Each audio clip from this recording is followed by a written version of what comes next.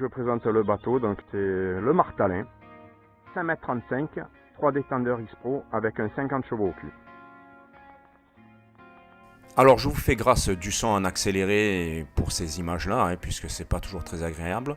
Mais on se retrouve donc à la mise à l'eau du Brisque pour une sortie sur les Ambiers. Les Ambiers, avec Fred, qui va pouvoir essayer son nouveau fusil. Magnifique, je vais un peu reculer. La bête. Bon, avec ça, il peut tirer des baleines. Hein. Et donc nous commençons notre sortie sur les restes d'une épave qui se trouve près d'un écueil sur les Ambiers. Et en arrivant juste avant cette épave, ce reste d'épave, dans 6 à 7 mètres d'eau, je descends sur une faille qui me semble intéressante, avec à l'entrée quelques posidonies.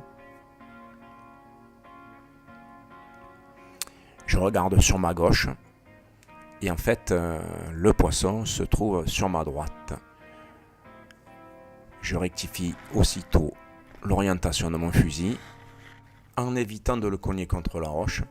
Le poisson est calé tout au fond du trou, et malgré la pénombre, j'arrive à le déceler grâce à un mouvement de queue. Donc le tir a été assez facile, le poisson est touché en plein corps, il est pratiquement tué, net. Je n'ai plus qu'à l'achever, à le passer à la croche-poisson. Comme vous pouvez le voir, c'est un poisson qui fait dans les 600-700 grammes. Une jolie prise pour débuter cette sortie.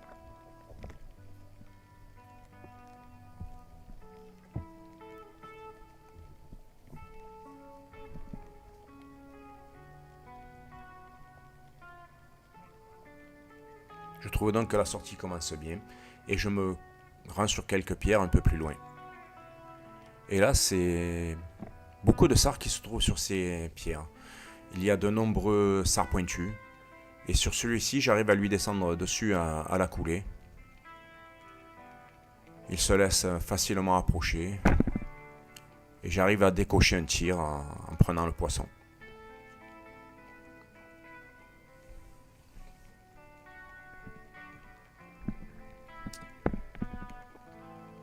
Comme je dis souvent, un poisson qui accepte une coulée est pratiquement un poisson pris. Puisqu'en général, s'il détecte notre présence, à la moindre coulée, celui-ci va détaler au plus vite pour aller soit s'abriter sous une pierre, soit détaler direction le large.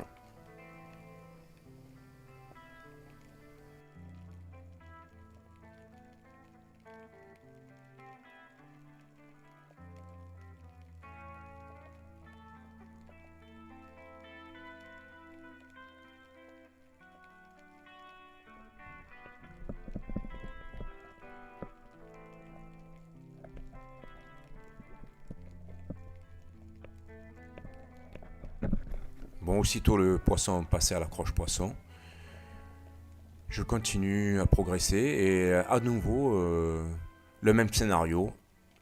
Un pointu qui se laisse approcher. Malheureusement, il est un peu moins bien tiré.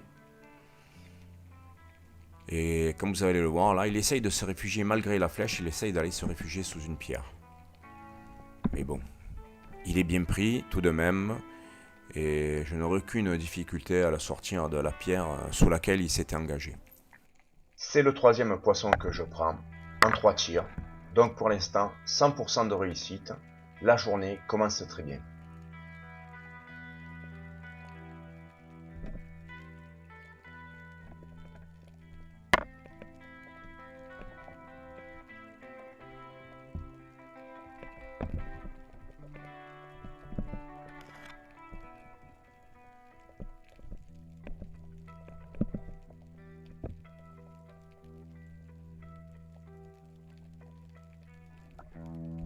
Les Ambiers,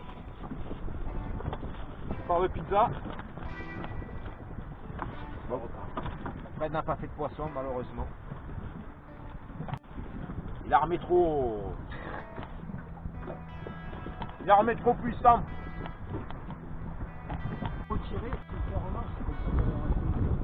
Je voulais donner la parole à Fred pour présenter son arbalète, mais il n'ose pas. Et Peut-être est-il trop on verra bien timide, ce que ça donne. Hein. Fred, un mais petit toujours mot est-il qu'il ne donnera pas de petits mots. Ici, sur cette apnée, après un agachon, en remontant, je m'aperçois qu'il y a quelques petits corbes. Comme je le dis toujours, c'est bien plaisant de voir des poissons comme ça. Je me suis rapproché de Fred pour voir un petit peu sa façon de pêcher. Comme vous le voyez très bien sur les images, au moment où il réalise son canard, on voit qu'il y a de l'écume en surface.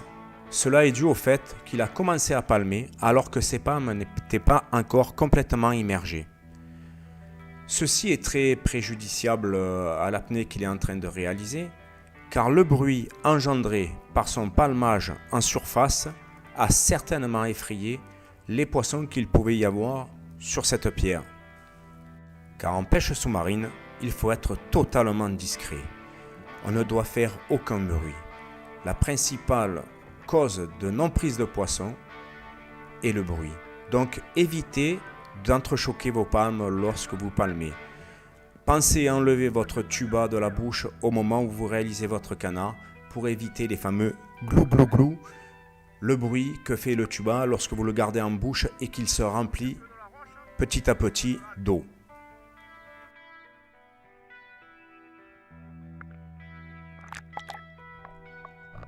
Comme vous allez pouvoir le voir sur les images, cette zone qui est abritée certes des vagues et du vent ne l'est pas des courants. Sur cette zone, un grand nombre de méduses se sont accumulées justement suite aux courants favorables. Ce qui rend la chasse un peu plus délicate, car chaque fois qu'on remonte d'une apnée, il faut faire attention à l'endroit où l'on va ressortir pour ne pas se prendre soit un filament, soit une méduse entière sur le visage, comme cela m'est arrivé dans le passé. Donc il vaut mieux éviter ces petites bestioles-là pour pouvoir continuer à pêcher tranquillement et sereinement. Le poisson se faisant rare sur cette zone, nous emploierons les trois principales techniques. Nous alternerons agachon, pêche à trous, pêche à l'indienne. Sur ces belles pierres, je descends prospecter sous l'une d'entre elles, car de la surface, j'ai vu comme un reflet, un mouvement. Intrigué, donc je suis descendu. Et en fait, il s'agit d'un très beau mérou qui est à trous, un poisson de 5 à 6 kg à peu près. Malheureusement, vous ne le verrez pas sur les images, car au moment où j'ai engagé la tête sous la pierre, celui-ci s'est enfoncé encore plus profondément sous la roche. Je pense qu'il faudrait peut-être que je mette également une caméra sur le masque comme font beaucoup de pêcheurs sous-marins.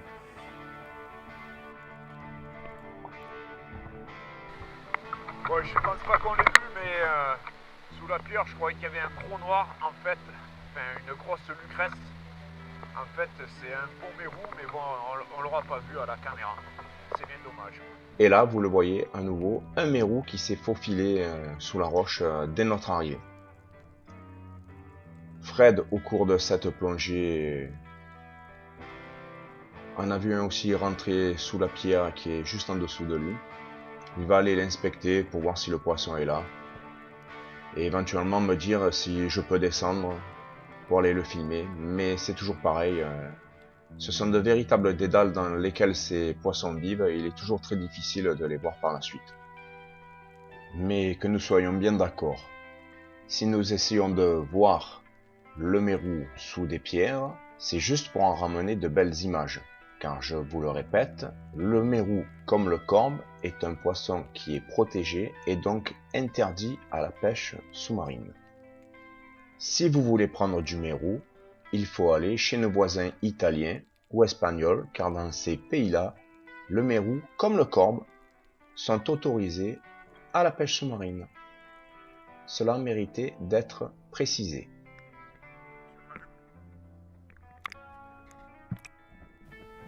Et sur ces magnifiques blocs, nous multiplierons à nouveau agachon, pêche à l'indienne, pêche à trous. Mais malheureusement, tous les efforts vont rester vains. Le vent d'est étant tombé complètement, il y a une renverse de vent et c'est le vent d'ouest qui se met à souffler. Si bien que, comme nous sommes à l'eau depuis le matin, on va décider, Fred et moi, de rentrer tranquillement au bateau et retourner à la mise au l'eau du Brusque.